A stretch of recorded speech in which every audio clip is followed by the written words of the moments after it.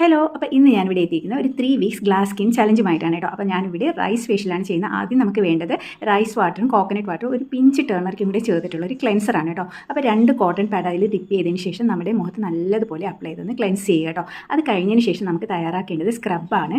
Scrub rice floor വെച്ചിട്ടാണ് ചെയ്യുന്നത്. Rice ഫ്ലോറും rice വാട്ടറും കൂടെ മിക്സ് ചെയ്തിട്ട് നല്ലപോലെ മിക്സ് ചെയ്തതിന് ശേഷം നമ്മുടെ ആ ഒരു ക്ലെൻസ് ചെയ്ത് സ്കിന്നിലേക്ക് അപ്ലൈ ചെയ്ത് ജെന്റ്ലി ഒന്ന് സ്ക്രബ് ചെയ്യണം കേട്ടോ. ഒരു 2 മിനിറ്റ് സ്ക്രബ് ചെയ്തതിന് ശേഷം നമുക്കതൊന്ന് വാഷ് ചെയ്ത് കളയുക. അടുത്ത് നമുക്ക് ക്രീം ഉപയോഗിച്ച് മസാജ് ചെയ്യണം. അപ്പോൾ കുക്ക്ഡ് റൈസാണ് ഞാനിവിടെ എടുത്തിരിക്കുന്നത്. അത് നല്ലപോലെ അരച്ചെടുത്ത് ഒരു ടേബിൾ സ്പൂൺ അലോവേര ജെല്ലുമായിട്ട് മിക്സ് ചെയ്തിട്ട് നല്ലതുപോലെ മുഖത്തൊന്ന് മസാജ് ചെയ്ത് പിടിപ്പിക്കുക. ഒരു 5 മിനിറ്റെങ്കിലും എടുത്ത് മസാജ് ചെയ്യണം കേട്ടോ.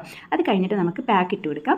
പാക്ക് അലോവേര ജെല്ലും അതുപോലെ തന്നെ ഈ അരച്ച റൈസും അലോവേര ജെല്ലും പിന്നെ കുറച്ച് ബേസൻ അല്ലെങ്കിൽ ഈ മുൾട്ടാനി മിട്ടി ടൈറ്റ് ആകുന്നതിന് വേണ്ടി ഇതെല്ലാം കൂടെ നല്ലപോലെ മിക്സ് ചെയ്തതിന് ശേഷം മുഖത്ത് അപ്ലൈ കൊടുക്കുക. ഞാൻ കുറച്ച് കോക്കനട്ട് വാട്ടറും കൂടെ ഒഴിച്ച് കൊടുത്തിട്ടുണ്ട്. അപ്പോൾ ഇത് നല്ലപോലെ മുഖത്ത് അപ്ലൈ ചെയ്ത് ഒരു 10-20 മിനിറ്റ് കഴിഞ്ഞതിന് ശേഷം കഴുകി കളയുക. നമുക്ക് ഇത് ഡെയിലി ചെയ്യാമെങ്കിൽ നല്ല വ്യത്യാസം ഉണ്ടാവും കേട്ടോ. അപ്പോൾ ഞാൻ